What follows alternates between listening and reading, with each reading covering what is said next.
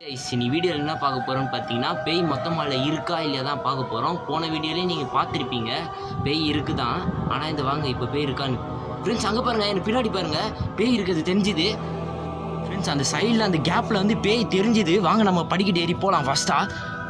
நீங்கள் எங்கே இருக்கீங்க? இந்த சைடில் எங்கேயா இருக்கீங்களா நீங்கள் ஃப்ரெண்ட்ஸ்? நான் வந்து இந்த சைடில் வந்து நான் வீடியோ எடுத்துருந்தேன். அது எடுத்துகிட்டு இருக்கும்போது வந்து இந்த கேப்பில் தெரிஞ்சுது, பார்த்துருப்பீங்க.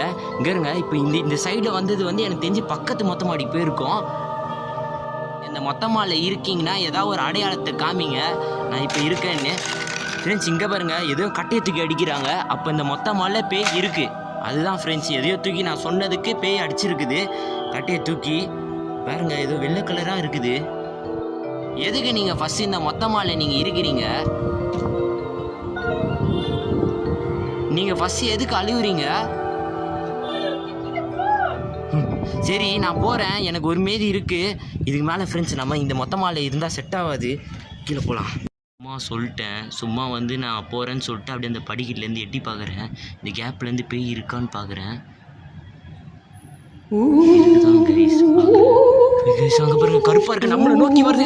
அவ்வளோதான். இந்த வீடியோ பிடிச்சா லைக் பண்ணுங்கள், ஷேர் பண்ணுங்க. பாய் கேஷ்.